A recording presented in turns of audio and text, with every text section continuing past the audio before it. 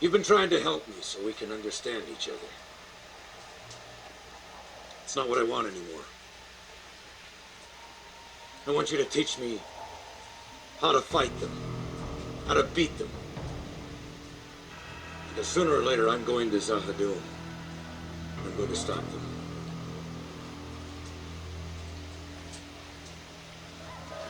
If you go to Zahadum, you will die. And I die. But I will not go down easily, and I will not go down alone. Zahadum, Anna's played by Sheridan's real-life wife. If I don't say it, people will say I forgot to mention it. Zahadum is a must-see. It's the culmination of an ambitious attempt to write every single script for Season 3. 22 episodes, something that JMS says became self-evident for why no one else had tried that before. As a consequence, though, he was able to set things up exactly as he wished for them to pay off with this episode, including the clip from Season 2's In the Shadow of Zahadum. The shadows are open to interpretation, that is, to what degree you accept what they've just said. One could certainly take their argument at face value, in spite of the fact they lied to Sheridan about his safety, but it seems questionable given their actions. They're fine with alliances, so long as they are alliances that the shadows approve of, like Earth and the Centauri. One could be generous and say that their experience after the last war had convinced them that the purity of their methods had to be compromised for reasons of practicality. But still, B5 has always shown his Tolkien influence, and this finale has numerous parallels, not the least being the similarity between Khazad-dûm and Zahadum. And in that light, the simplicity of the shadows as actual evil incarnate wouldn't be surprising. I've struggled a great deal with what to say about this episode, this culmination of a journey.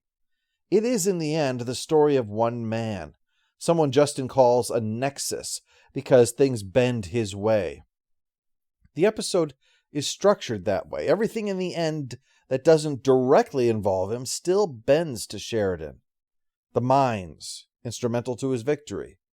Londo's drama is interrupted because of Sheridan's pending meeting with the Shadows, putting the station at risk.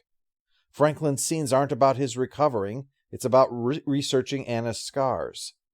Ivanova's scenes are about her sense that when Sheridan leapt, he died, just as was foretold.